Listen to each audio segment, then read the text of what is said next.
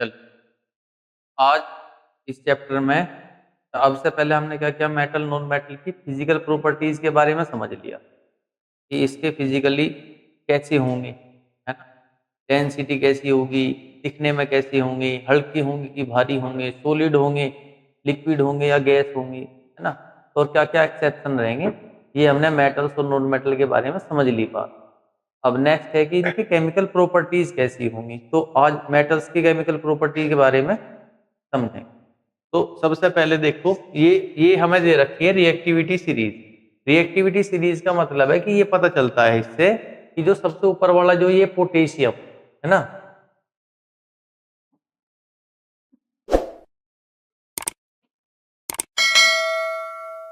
सबसे ऊपर क्या है हमारे पास, पोटेशियम। तो पोटेशियम जो है सबसे ज्यादा रिएक्टिव है।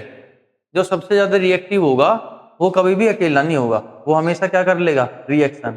और वो रिएक्शन भी वाइग्रेसली करेगा, बड़ी स्पीड से, फास्ट रिएक्शन होगी। ठीक है, तो जो जितना ज्यादा रिएक्टिव होगा वो उतनी ज्यादा फास्ट रिएक्शन करेगा। तो सबसे ज्यादा रिएक्शन कौन करेगा, सबसे फास्ट कौन करेगा, पोटेशियम। फिर sodium, calcium, magnesium, aluminium, zinc, iron, lead, hydrogen और कॉपर, मरकरी, सिल्वर और गोल्ड। अब देखो ये जो चार है, ये हाइड्रोजन से कम रिएक्टिव है। कॉपर, सिल्वर, मरकरी, सिल्वर और गोल्ड, ये चार कम रिएक्टिव है। दैट मीन्स ये चारों किसी कंपाउंड में से हाइड्रोजन को डिस्प्लेस नहीं कर सकते। ये सारे इससे ज्यादा रिएक्टिव है, ये सभी जो है हाइड्रोजन को उस कंपाउंड में से डिस्प्लेस कर सकते हैं। ठीक है, तो इनकी ज्यादा रिएक्टिविटी है। अब देखो ये सोडियम, ये पोटेशियम है, तो पोटेशियम सोडियम को डिस्प्लेस कर सकता है, पोटेशियम कैल्शियम को कर सकता है, लेकिन कैल्शियम सोडियम या इनमें से कोई भी पोटेशियम को डिस्प्लेस नहीं कर सकता। ये ज्यादा रिएक्टिव है, ये ज्यादा स्ट्रॉन्ग बॉन्ड बनाता है, वाइग्रस रिएक्शन करता है, फास्ट रिएक्शन होगी। जैसे जैसे आप नीचे आते रहोगे रिएक्शन वैसी वैसी स्लो होती रहेगी। ठीक है, ये कम रिएक्टिव है। सबसे कम रिएक्टिव क्या है, गोल्ड। तो गोल्ड कम रिएक्टिव है, ये रिएक्शन नहीं करता, कम करता है, इसी वजह से तो कोरोजन नहीं होता। और इसी वजह से गोल्ड क्या है, प्रीसियस है, महंगा है। ठीक है, कि कोरोजन नहीं है और चमक, चमक बहुत अच्छी है, तो कुछ इसकी अपनी फिजिकल प्रॉपर्टीज के कारण ये महंगा है। ठीक है, चलो तो अब इसके केमिकल रिएक्शंस के बारे में हम चर्चा करेंगे। सबसे पहले मेटल्स की रिएक्शन देखेंगे, किसके साथ, जैसे लास्ट कल छोड़ दिया था, ऑक्सीजन के साथ। ठीक है, तो मेटल अगर ऑक्सीजन से रिएक्शन करेगा तो क्या बनाएगा, मेटल ऑक्साइड। तो कौन कौन से मेटल, कुछ मेटल ले लो, sodium, potassium, calcium, magnesium, zinc, iron और एल्यूमिनियम। इनकी कुछ की करते हैं, इन सब की अगर ऑक्सीजन से रिएक्शन कराऊं तो सबके ऑक्साइड फॉर्म होंगे।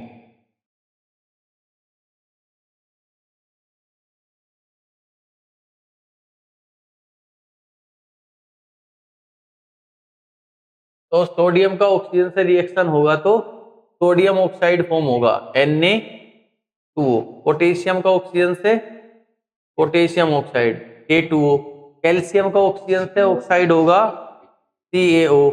और मैग्नीशियम का MgO, जिंक का ZnO, आयरन का Fe2O3, एल्यूमिनियम का Al2O।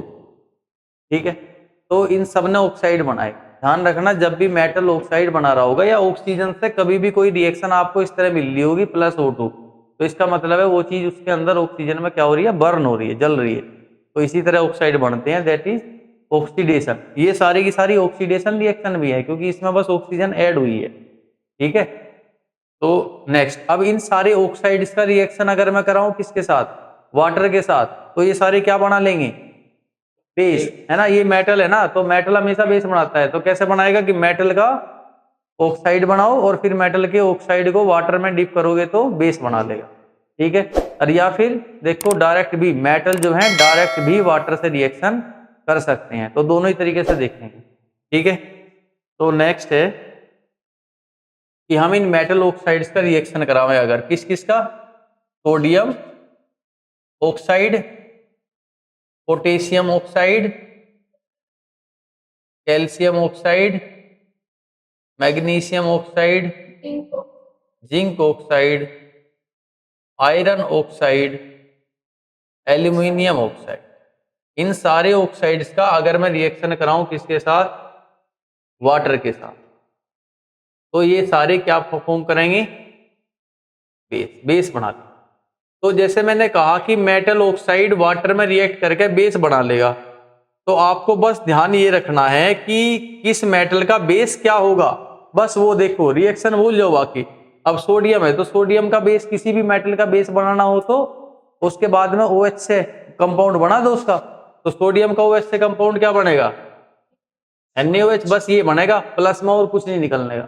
ठीक है, मेटल ऑक्साइड जब वाटर से रिएक्शन करेंगे तो केवल बेस बनता है, इसमें KOH, इसमें कैल्शियम का बेस बनाओगे तो OH से कंपाउंड बनाओगे CaOH होल ट्वाइस, मैग्नीशियम का MgOH whole twice, zinc oxide का ZnOH होल ट्वाइस, आयरन का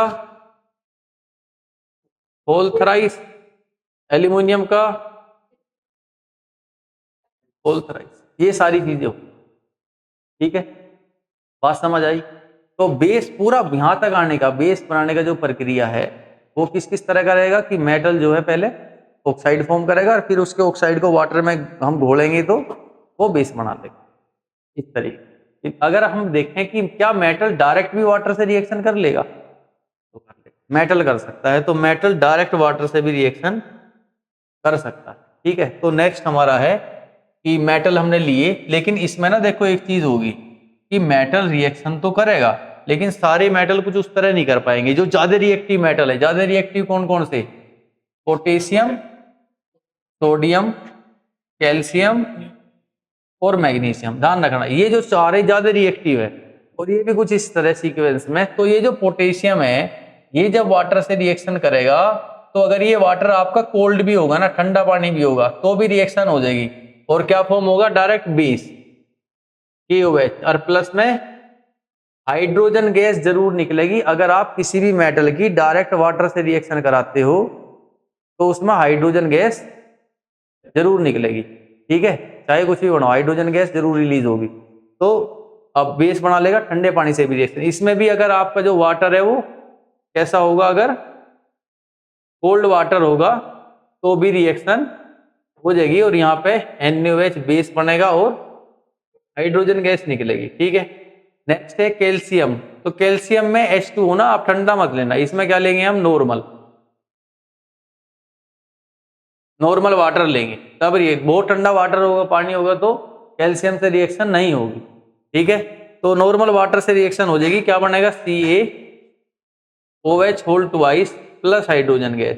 अब इसके बारे में इंपॉर्टेंट क्वेश्चन आता है कि जब एक्चुअली में कैल्शियम को वाटर के अंदर डिप करते हैं तो कैल्शियम पहले तो नीचे ही रहता है, लेकिन थोड़ी देर बाद कैल्शियम जो है ऊपर आ जाएगा, फ्लोट करना शुरू कर दे, जबकि वैसा दूसरों के साथ नहीं होता, उसके साथ होगा। तो वैसे किसके साथ होगा, सोडियम के साथ भी होता है, लेकिन वो तो वाइग्रस रिएक्शन है, तो उससे और ठंडा हल्का हो, सोडियम हल्का भी तो है, तो ये भी वैसे इतना भारी नहीं होता। तो कैल्शियम के बारे में क्वेश्चन जो आता है नॉर्मली, जो कई बार पूछा गया कि कैल्शियम को जब हम वाटर में मिक्स करते हैं तो वाटर की सरफेस को क्या करता है, फ्लोट करना शुरू कर दे, वैसा क्यों, हाइड्रोजन की वजह से। जैसे ही आप कैल्शियम को वाटर में डिप करोगे तो कैल्शियम वाटर से रिएक्शन करेगा और चारों तरफ क्या फॉर्म होनी शुरू हो जाएंगी, हाइड्रोजन। तो ये तो बनेगा, ठीक है, बेस बनेगा, कंपाउंड रिएक्शन चलती रहेगी, लेकिन इसके चारों तरफ क्या आ जाएंगे, हाइड्रोजन के छोटे छोटे बबल्स। अब जब हाइड्रोजन के छोटे छोटे बबल्स उसे चारों तरफ से घेर लेंगे तो वो हल्का हो जाएगा, और हल्का होने के बाद वो सरफेस के ऊपर आ जाएगा और फ्लोट करना शुरू कर देगा।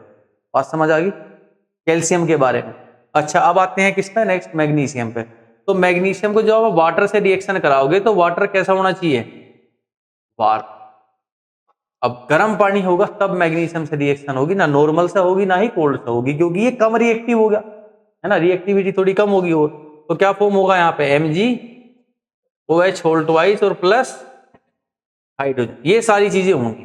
ठीक है, अगर हमारा मेटल इस तरह का ना हो, इतने रिएक्टिव ना हो, और हमारे पास कौन कौन से मेटल हो, जिंक, एल्यूमिनियम और आयरन। अगर हम इनकी रिएक्शन करावें H2O के साथ तो कैसे रिएक्शन होगी, किस कंडीशन में होगी रिएक्शन, किस कंडीशन में होगी? तो ये वाटर जो है ना, अब गर्म भी होगा तो भी काम नहीं चलेगा। ये कैसे फॉर्म में होना चाहिए, स्टीम की, और स्टीम का भी टेम्परेचर क्या होना चाहिए, हाई। हाई टेम्परेचर पे जब स्टीम इन पे हम स्ट्राइक करेंगे तब रिएक्शन होगी। और ये किस फॉर्म में होने चाहिए, ये भी सॉलिड फॉर्म में नहीं चलेंगे, ये भी कैसे होने चाहिए, मोल्टेड फॉर्म में। रेड हॉट आयरन कैसा होना चाहिए, रेड हॉट, बिल्कुल गर्म, लावे की तरह।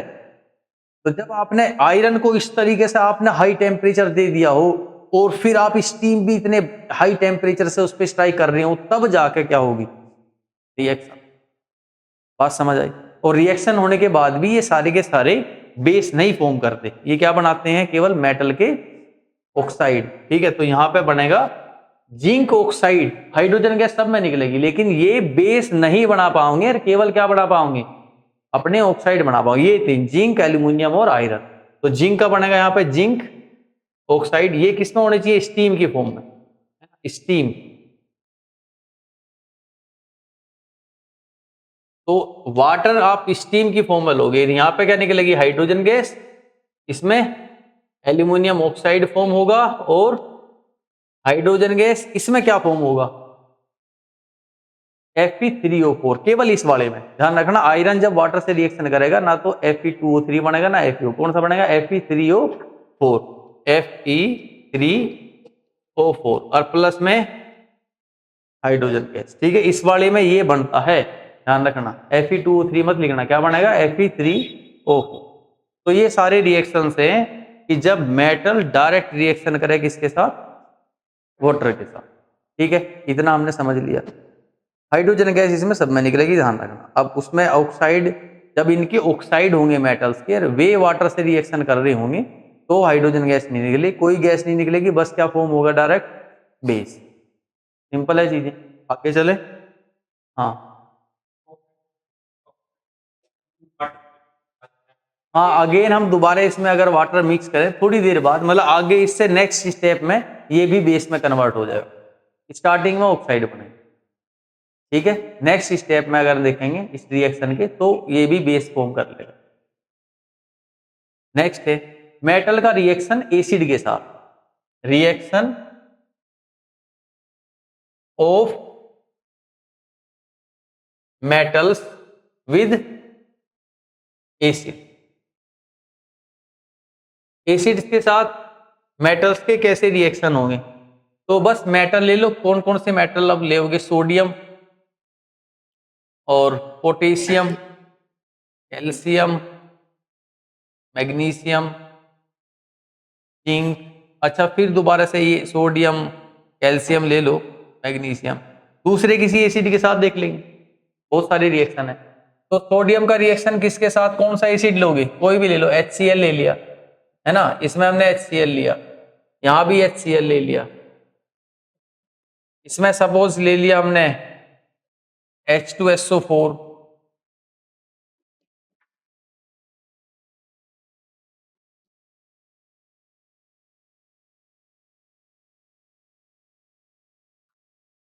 तो अब किस तरह की रिएक्शन होगी, तो यहां पे होगी डिस्प्लेसमेंट रिएक्शन। ठीक है, कैसी रिएक्शन होगी, डिस्प्लेस, ये प्लस के है ना सारे, और इस कंपाउंड में से ये प्लस वाले को क्या करेंगे, डिस्प्लेस कर देंगे, क्योंकि देख रहे हो जितने मेटल हमने लिखे सारे के सारे हाइड्रोजन से क्या है, ज्यादा रिएक्टिव है। लेकिन अगर हम एक ऐसा ले ले रिएक्शन इस तरह का, copper plus HCl, silver plus HCl, क्या ये डिस्प्लेसमेंट रिएक्शन होगी, ये नहीं होगी, क्योंकि कॉपर और सिल्वर हाइड्रोजन से कम रिएक्टिव है, इसीलिए वो रिएक्टिविटी सीरीज पढ़ी थी हमने। तो यहाँ पे नो रिएक्शन, कोई रिएक्शन नहीं होगी, यहां भी नो रिएक्शन, कोई रिएक्शन नहीं होगी। यहां रिएक्शन होगी क्योंकि सारी ज्यादा रिएक्टिव है इनसे, तो यहाँ पे हाइड्रोजन डिस्प्लेस हो जाएगा सोडियम के द्वारा, क्या फॉर्म होगा, ये हट जाएगा, ये सोडियम इस क्लोरीन से रिएक्शन करेगा तो क्या बनाएगा, Na प्लस हाइड्रोजन गैस, यहाँ पे plus hydrogen gas, next CaCl2 hydrogen gas, यहाँ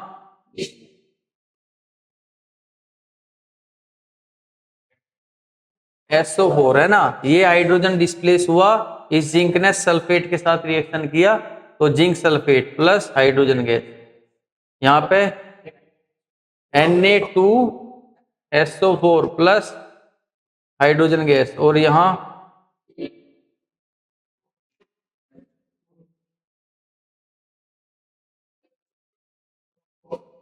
प्लस हाइड्रोजन गैस। ठीक है, तो ये सारी रिएक्शन होगी एसिड्स में मेटल की। क्या मेटल बेस के साथ रिएक्शन करेगा? बेस के साथ मेटल रिएक्शन नहीं करेगा। मेटल क्या बनाते हैं? बेस ही तो बनाते हैं। तो बेस बेस के साथ या मेटल बेस के साथ या मेटल ऑक्साइड बेस के साथ रिएक्शन नहीं करेगा। लेकिन दो ऐसे मेटल हैं और उनके दो ऐसे ऑक्साइड हैं जिनकी नेचर एसिडिक भी है और बेसिक भी। और वे हमारे कौन कौन से हैं? एल्यूमिनियम। हाँ, वो एल्यूमिनियम और जिंक या एल्यूमिनियम ऑक्साइड और जिंक ऑक्साइड जो है वे बेस से रिएक्शन कर सकते हैं। कौन से बेस से? सोडियम हाइड्रोक्साइड से, NaOH। ठीक है, चलो नेक्स्ट। अब हम ले मेटल्स के बारे में। देखो इतनी सारी चीजें हमने समझी है ना, कि मेटल क्या करते हैं, कैसे करेंगे। एक चीज है कि दो तरह के हमारे कौन से मेटल है, जो जो ऐसे मेटल है जिनकी ऑक्साइड जो है कैसी है, एसिडिक नेचर की भी है और बेसिक नेचर की भी है। तो उन्हें कहते हैं amphoteric oxide. Amphoteric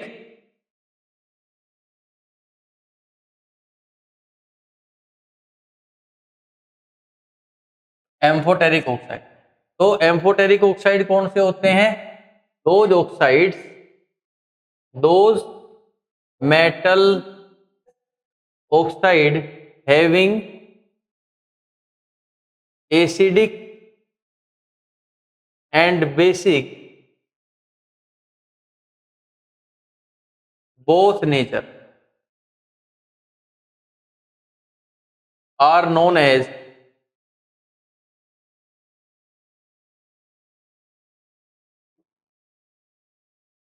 amphoteric oxide. ठीक है, एग्जाम्पल कौन कौन से ऑक्साइड हैं? Zinc oxide and aluminium oxide, ये दो हमारे एम्फोटेरिक ऑक्साइड। बात समझ में आई? ठीक है, तो ये एम्फोटेरिक ऑक्साइड है, ये रिएक्शन करते हैं किससे? बेस से। ये बेस से भी रिएक्शन करेंगे और इनके मेटल्स भी करेंगे। तो अगर हम बात करें किसकी, NaOH के साथ रिएक्शन करें, किसके साथ?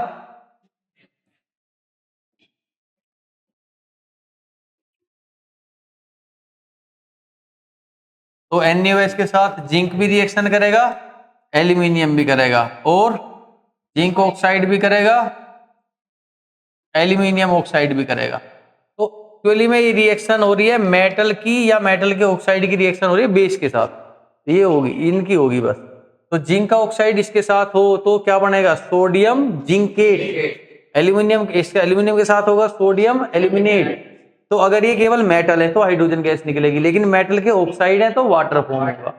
ठीक है, तो यहां पे देखो sodium zincate, sodium zincate Na2ZnO2 और प्लस हाइड्रोजन गैस, यहाँ पे sodium aluminate NaAlO2 plus hydrogen gas, इनके ऑक्साइड है तो ये तो फॉर्म हो गई, प्लस में वाटर फॉर्म होगा। तो यहाँ sodium zincate Na2ZnO2 plus water, और ये NaAlO2 प्लस वाटर।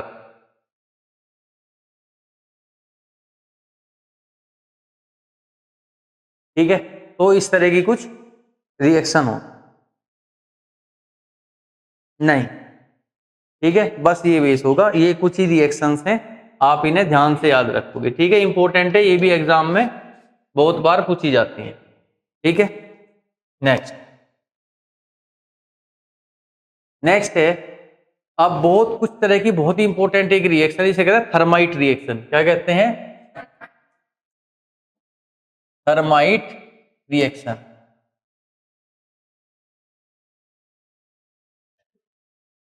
ध्यान दो।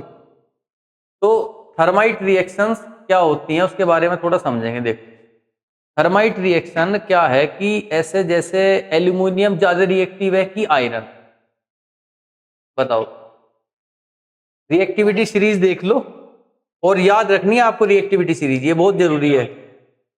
बताओ इसमें एल्यूमिनियम ज्यादा रिएक्टिव है कि आयरन? तो एल्यूमिनियम ज्यादा रिएक्टिव है। अगर मैं बात कहूं कि एल्यूमिनियम किसी कंपाउंड में से आयरन को डिस्प्लेस कर देगा, कर देगा, लेकिन क्या आयरन एल्यूमिनियम को कर देगा डिस्प्लेस?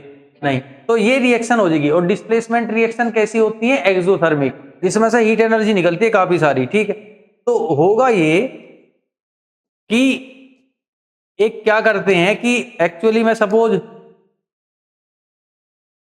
कहीं पे कोई हमें जगह है, कोई फिल गैप है, रेलवे ट्रैक से मान लो कोई गैप है, उसे हमें भरना है मेटल से, है ना, उसे हमें मेटल से भरना है, पिघला हुआ मेटल उसमें डाल के उसे फिल करना, ठीक है, रेलवे ट्रैक्स में जैसे कि, या और कहीं कोई ऐसा गैप है और हमें उस गैप को क्या करना है, मेटल को डाल के फिल करना है ना, भरना गैप। अब मेटल को पिघाड़ने के लिए, मेटल को मेल्ट करने के लिए जो एनर्जी है वो तो बहुत ज्यादा लगती है, बहुत ज्यादा हीट एनर्जी देनी पड़ेगी।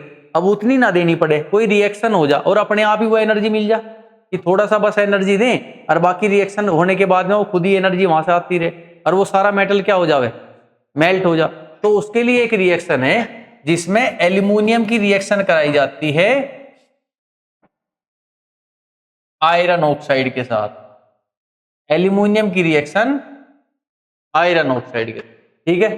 तो ये एल्यूमिनियम जब आयरन ऑक्साइड के साथ रिएक्शन करेगा तो यहां से एक्चुअली में आयरन को क्या कर देगा, डिस्प्लेस, और यहां उसमें क्या निकलेगी, बहुत सारी हीट, क्योंकि एक्सोथर्मिक प्रोसेस है।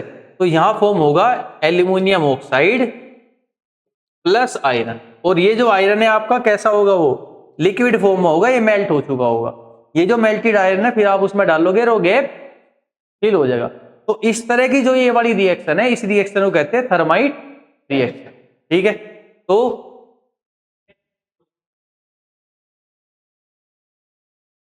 ये रिएक्शन, हाँ, इग्नाइट करनी पड़ती है, थोड़ा सा एनर्जी तुम्हें देनी पड़ेगी पहले। तो आप इसे डाल के एक बार इसे गर्म जरूर करोगे, उसके बाद ये रिएक्शन चलती रहेगी और इसमें से अपने आप ही बहुत सारी हीट निकलती रहेगी और उसी हीट की वजह से जो आयरन है ये मेल्ट हो जाएगा। नेक्स्ट इसमें देखो ए reaction of aluminium with iron oxide to give iron and aluminium oxide with a release of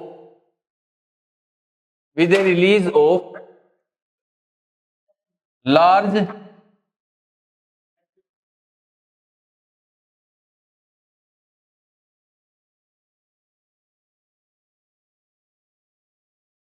amount of heat is known as thermite reaction, ठीक है। तो ये वो रिएक्शन है जिसमें हम मेटेलिक गैप को फिल करने के लिए ये रिएक्शन कराते हैं। तो this reaction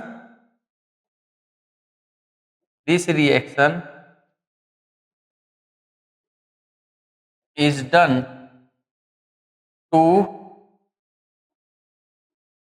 fill the metallic gaps as in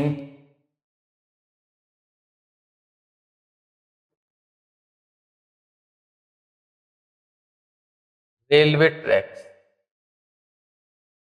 ठीक है। जैसे कि रेलवे ट्रैक्स में गैप्स को फिल करने के लिए हम इसका यूज करते हैं। अच्छा, मेटल के रिएक्शन अब और तरीके से भी हो सके, जैसे क्लोरीन वगैरह से मेटल की रिएक्शन करानी हो, तो suppose sodium plus Cl2, magnesium plus Cl2 और copper plus Cl2, aluminium plus Cl2 और जिंक प्लस Cl2। अगर क्लोरीन गैस